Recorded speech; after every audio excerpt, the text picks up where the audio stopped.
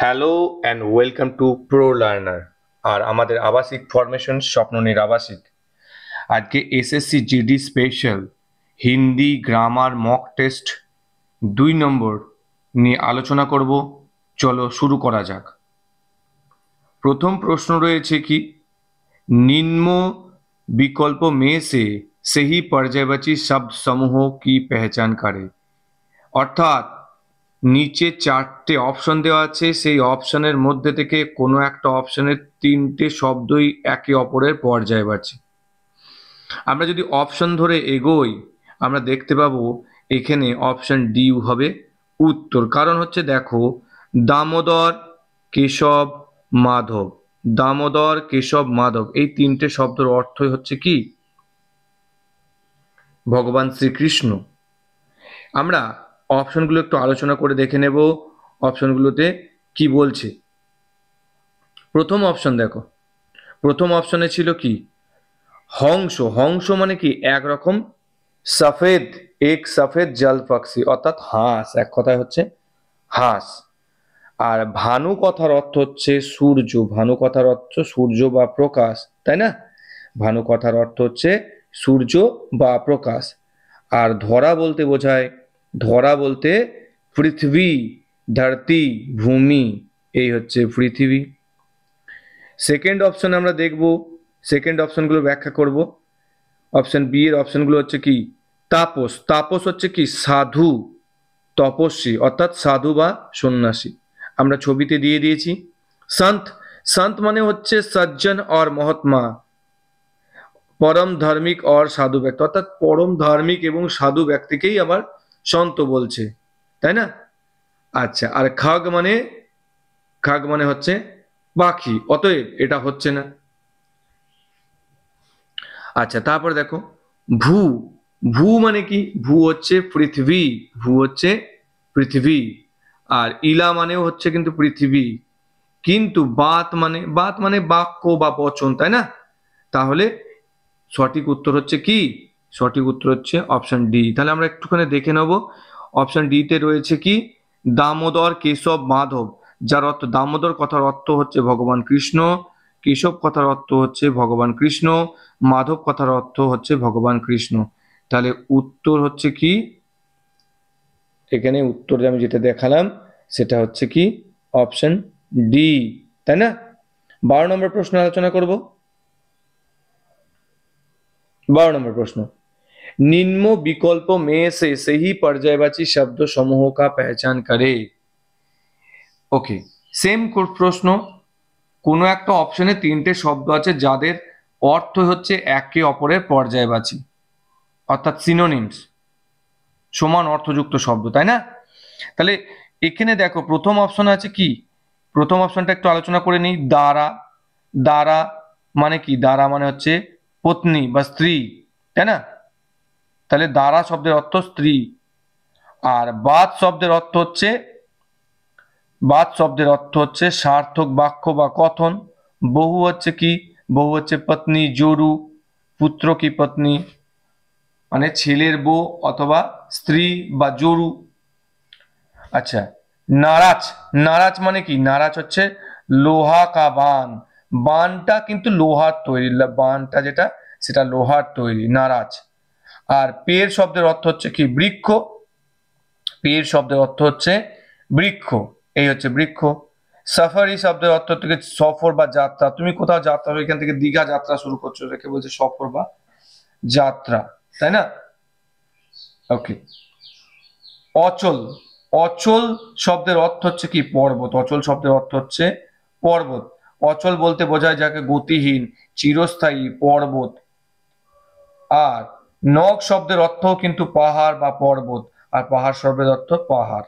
তাহলে আমরা যদি প্রথমেই আমরা কোশ্চেনে চলে যাই দেখতে পাবো কি 12 নম্বর কোশ্চেনে আমরা দেখলাম যে সঠিক উত্তর হবে কি সিটা, কারণ অচল মানেও পাহাড়, নগ মানেও পাহাড়, আবার পাহাড় মানেও পাহাড়, তাহলে সঠিক উত্তর হচ্ছে সি।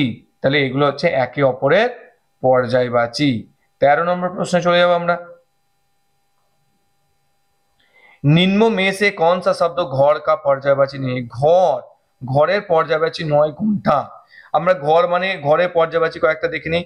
ঘর মানে কি গৃহ, সদন, আবাস, আলয়, গৃহ, নিবাস, নিলয়, ভবন, ধাম, নিকেতন, এগুলো সব ঘরের পর্যায়বাচী।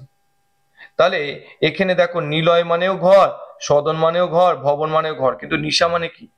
নিশা মানে রাত্রি। তাহলে সঠিক অ্যান্সার কি হবে? সঠিক অ্যান্সার হবে ঘরের পর্যায়বাচী নয় কোনটা চেয়েছে, তাই না? তাহলে সঠিক উত্তর হচ্ছে নিশা। সঠিক উত্তর হচ্ছে নিশা। এই হচ্ছে ঘর।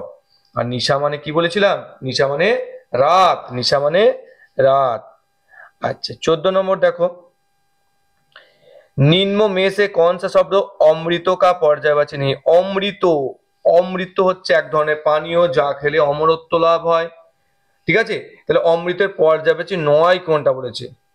ঠিক আছে, অমৃতের পর্যায়বাচী নয় কোনটা বলেছে? এই পাবক মানে কি? পাবক মানে হচ্ছে আগুন। একটু এখানে স্পেলিং মিস্টেক আছে, এখানে হবে এই কথাটা হবে অমিয়, এটা হবে অমিয়। আচ্ছা তাহলে অমিয়, জীবনোদক, সুধা, এগুলো সব অমিয়র পর্যায়বাচী, তাই না? এখানে অপশনটা একটু ভুল লেখা হয়ে গেছে, এটা হবে অমিয়। ওকে, তাহলে অমিয়র পর্যায়বাচী, অমিয়র পর্যায়বাচী বা অমৃতের পর্যায়বাচী হচ্ছে অমিয়, সোম, জীবনোদক, সুরভোগ, সুরভোগ হচ্ছে সুর মানে কি দেবতা, সুরভোগ। আচ্ছা সুধা, পীয়ূষ, এগুলো সব কি অমৃতর পর্যায়বাচী।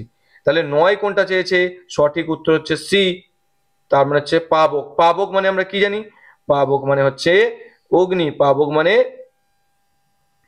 আগ বা অগ্নি, যেটাকে আগুন বলছি, তাই না? পাবক মানে আগ বা অগ্নি।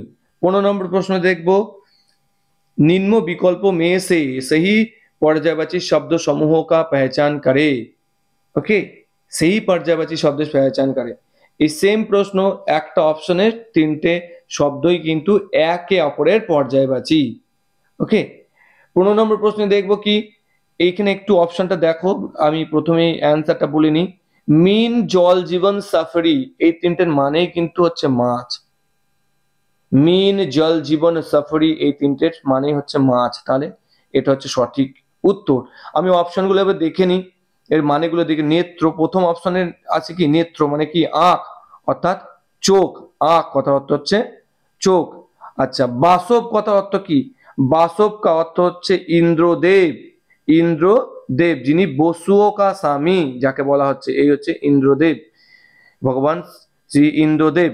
অম্বক, অম্বক কথার অর্থ কি? অম্বক কথার অর্থ হচ্ছে আঁখ বা নেত্র অর্থাৎ চোখ। ওকে, দেব কথার অর্থ কি? দেব, দেব কথার অর্থ, দেব বলতে বোঝাচ্ছে দেব, দেব হচ্ছে স্বর্গ কা দিব্য শক্তি সম্পন্ন অমর প্রাণী, অর্থাৎ দেবতাকে বোঝাচ্ছে, তাই না? আর প্রমোদ মানে হচ্ছে আনন্দ, ফুর্তি, আমোদ, উল্লাস, প্রসন্নতা, খুশি, হর্ষ, সুখ, এগুলো হচ্ছে প্রমোদ। প্রমোদ বলছে হচ্ছে আনন্দ, ফুর্তি, আমোদ, উল্লাস। রসাল মানে হচ্ছে আম, রসাল মানে, রসাল মানে হচ্ছে আম। তুরঙ্গ, তুরঙ্গ মানে হচ্ছে কি? তুরঙ্গ মানে হচ্ছে ঘোড়া বা অশ্ব, ঘোড়া বা অশ্ব, তুরঙ্গ। ওকে, তারপর হচ্ছে সুখ মানে কি? সুখ মানে হচ্ছে আনন্দ, সুখ মানে হচ্ছে আনন্দ। চাহ মানে লালসা বা ইচ্ছা। অথবা আমরা এখানে অ্যান্সারটা সঠিক দাগিয়েছি, অ্যান্সার হচ্ছে কি এখানে মিন, জলে জীবন এবং সাফরি। কারণ এই মিন, জলে জীবন, সাফরি কথার অর্থ হচ্ছে কি মাছ। আচ্ছা স্বপ্ননীর আবাসিক, আমাদের আবাসিক ফাউন্ডেশন, এটা আমাদের নদিয়া ডিস্ট্রিক্টের বেথুয়াডহরি কৃষ্ণনগর থেকে 3টে স্টেশনের পরেই হচ্ছে বেথুয়াডহরি। আমাদের সঙ্গে যোগাযোগের ফোন নাম্বার হচ্ছে 9007097025। আর অন্য কোনো রকম সাহায্য বা হেল্পের জন্য ফোন করতে পারো, পড়াশোনা রিলেটেড অবশ্যই আমরা হেল্প করব ডেফিনেটলি। 16 নম্বর প্রশ্ন হচ্ছে কি, निम्न में से कौन सा शब्द देवता का पर्यायवाची है? देवता का पर्यायवाची है, দেবতা পর্যায়বাচী কোনটা সেটা বলতে হবে তোমাকে। দেখো সুর মানে দেবতা, কিছুক্ষণ আগে বললাম দেবতার পর্যায়বাচী ভগবান, দেব, সুর, অমর, আদিত্য, নির্জর, এগুলো সব কি দেবতার পর্যায়বাচী, কিন্তু বাকিগুলো কোনোটাই দেবতার পর্যায়বাচী নয়। তার কারণ এগুলো মানে আলাদা।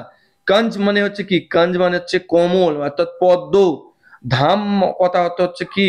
কোনো কোনো একটা থাকার স্থান, অর্থাৎ ঘর, মাকান, তীর্থস্থান, দৈবস্থান, এগুলোকে বলা হচ্ছে। যেমন একটা উদাহরণ দাও, ये धाम बहुत सुंदर है, ये घर बहुत सुंदर है। অংশু, অংশু এটা পরীক্ষাতে মাঝে মধ্যে দেয়, স্টার দিচ্ছি আমি, সূর্য বা কিরণ। অংশু কথার অর্থ হচ্ছে সূর্য বা কিরণ। ओके 17 नंबर प्रश्न देखो, गाय, निम्नलिखित में से कौन सा शब्द गाय का पर्यायवाची शब्द नहीं है? गाय, গায়ের পর্যায়বাচী শব্দ নয় কোনটা, সেটা চাই। যে গায়ের কয়েকটা পর্যায়বাচী শব্দ দেখে নাও, গো, গাইয়া, ধেনু, সুরভি, পয়স্বিনী, এগুলো হচ্ছে গায়ের পর্যায়বাচী শব্দ, তাই তো? তাহলে এখানে নয় কোনটা বলেছে? অমলা, এটা কিন্তু গায়ে পর্যায়বাচী নয়। পয়স্বিনী মানেও গায়, ধেনু মানেও গায়, ভদ্রা মানেও গায়, অতএব উত্তর হচ্ছে বি, অমলা। অমলা বলতে কি বোঝায়? অমলা বলতে বলেছে সরকারি কর্মচারী বিন্দুকেও বোঝাচ্ছে, অমলা মানে আমলাকেও বোঝাচ্ছে, তাই না? তাহলে অমলা হচ্ছে কি আবলা কর্মচারী मंडली। 8 নম্বর প্রশ্ন, নিম্ন में से कौन सा शब्द बान का पर्यायवाची नहीं है? বান আমরা কিছুক্ষণ আগে একটা দেখেছি, বানের পর্যায়বাচী নয় কোনটা? কোনটা বানের পর্যায়বাচী নয়?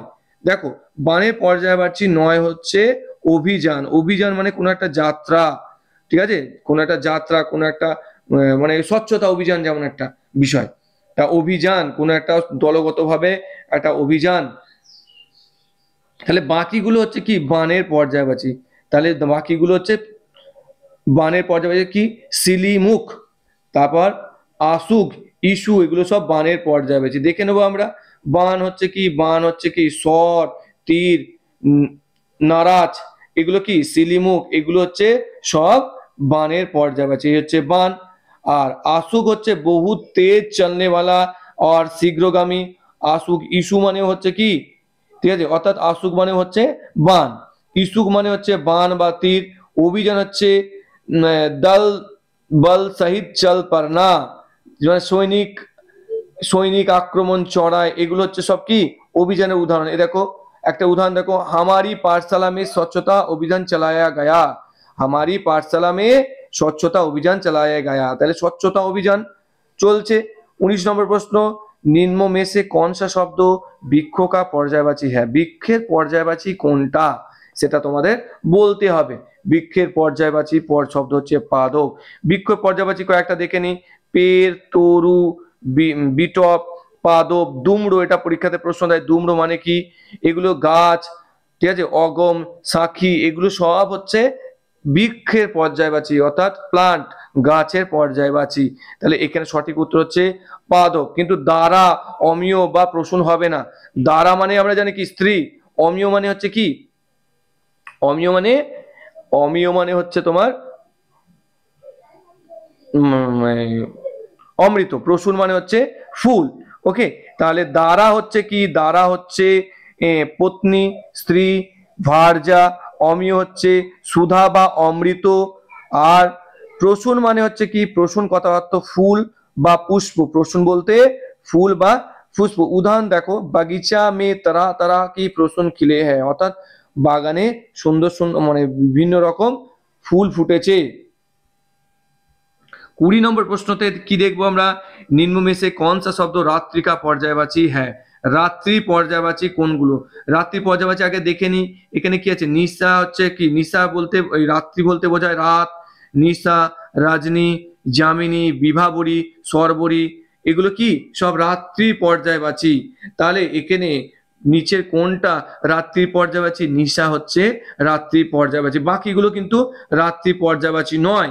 দেখো, রবি বলতে আমরা কি বোঝাই? রবি বলতে বোঝাই আমরা সূর্য, রবি বলতে সূর্য, দিবাকর, ভানু, এগুলো বোঝায়, তাই না? আর কাজ বলতে বোঝা যাচ্ছে জটিল, কুটিল, টেরা লোক, তাই না? কাজ বলতে জটিল, কুটিল, টেরা লোক। আর তাপস বলতে বোঝায় সাধু, তপস্বী, অর্থাৎ সাধু, সন্ন্যাসী, তপস্বী, এদেরকে বোঝাচ্ছে। ভিডিওটি ভালো লাগলে অবশ্যই সাবস্ক্রাইব করো। আর আমাদের প্রো লার্নারের যে স্বপ্নের আবাসিক, সেটা তার ঠিকানা নদিয়া জেলার বেতোয়াঢরি, কৃষ্ণনগর থেকে 3টে স্টেশন। অতএব তোমরা যোগাযোগ করতে পারো। এসএসসি জিডির নতুন ব্যাচ স্টার্ট হয়ে গেছে, অতএব নিজের প্রস্তুতিকে আরো ভালো করতে যুক্ত হও আমাদের স্বপ্নের আবাসিক। ধন্যবাদ।